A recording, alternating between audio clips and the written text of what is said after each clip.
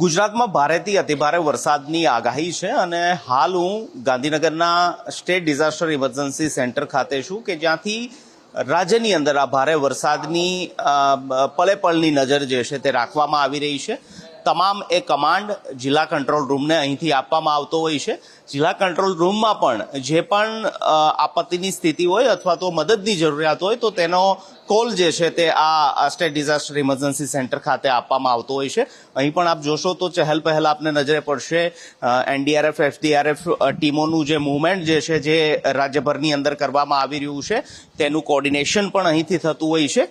Stand by ટીમો NDRF એસડીઆરએફની જે છે તે પણ ગાંધીનગરના આ સ્ટેટ ડિઝાસ્ટર સેન્ટર ખાતે રાખવામાં આવતી હોય છે। આ ઉપરાંત એક કંટ્રોલ રૂમ પણ બનાવવામાં આવ્યો છે કે જ્યાંથી પણ વરસાદની સ્થિતિ અને જે પણ કમાન્ડ આપવાનો હોય છે તે કમાન્ડ આપવાની અહીંથી સૂચનાઓ જે છે તે આપવામાં આવતી હોય છે। ખાસ ભારે વરસાદની આગાહીના પગલે 18 જેટલી એનડીઆરએફની ટીમો છે તેને અલગ અલગ રેડ એલર્ટ સાથે જોડાયેલા જે જિલ્લાઓ છે ત્યાં ડિપ્લોયડ કરવામાં આવી છે। અહીં પણ આપ જોશો તો જે સ્ટેટ ઇમરજન્સી ઓપરેશન સેન્ટરનો જે મીટિંગ રૂમ છે ત્યાં પણ હાલ તબક્કાવાર જે મીટિંગો છે તે થઈ રહી છે।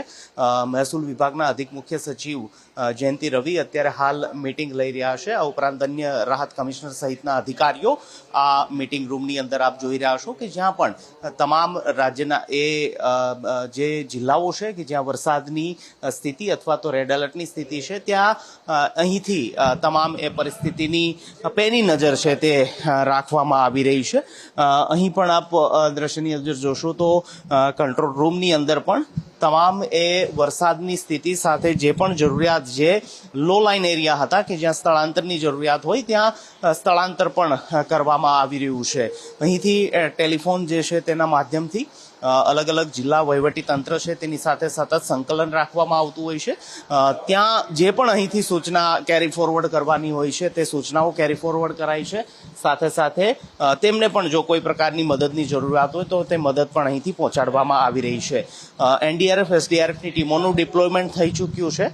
રેડ એલર્ટ સાથે જોડાયેલા જે વરસાદગ્રસ્ત જિલ્લાઓ છે ત્યાં આર્મી અને એરફોર્સને પણ સ્ટેન્ડ બાય રાખવામાં આવ્યા છે। 6 જેટલી આર્મીની બટાલિયન છે તેને 3 જિલ્લાની અંદર સ્ટેન્ડ ટુ રખાઈ છે। એરફોર્સને પણ ગવર્મેન્ટ તરફથી એ ગઈકાલે સૂચના આપી દેવામાં આવી હતી કારણ કે હેવી ટુ હેવી રેનફોલની આગાહી હવામાન વિભાગ તરફથી વ્યક્ત કરવામાં આવી છે। આગામી 48 કલાક ગુજરાત માટે ભારે છે અને અતિ ભારે વરસાદ પડે તે પ્રકારની સ્થિતિ છે અને તેને ધ્યાનમાં રાખીને સમગ્ર વહીવટી તંત્ર છે તે હાલ યુદ્ધના ધોરણે કામગીરી કરી રહ્યું છે।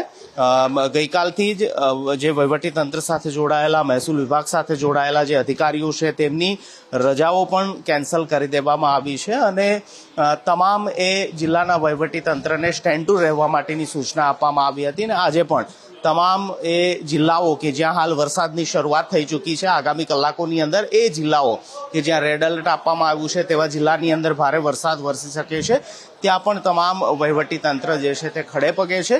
રાહત અને બચાવની કામગીરી માટે પણ સ્ટેન્ડ ટુ છે અને અગમચેતીના ભાગરૂપે જે પણ અહીંથી નિર્દેશ આપવામાં આવી રહ્યો છે તેનું પાલન કરાઈ રહ્યું છે। તો ભારે વરસાદની સ્થિતિ રાજ્યની અંદર છે અને 48 કલાક ગુજરાત માટે ખૂબ જ ભારે છે અને હેવી ટુ હેવી રેનફોલના આધારે જે પણ આગાહી વ્યક્ત કરવામાં આવી છે અને તંત્ર તરફથી જે પણ સૂચનાઓ આપવામાં આવે છે તેનું પાલન કરવા માટે પણ લોકોને ગુજરાત ફર્સ્ટ અપીલ કરી રહ્યું છે।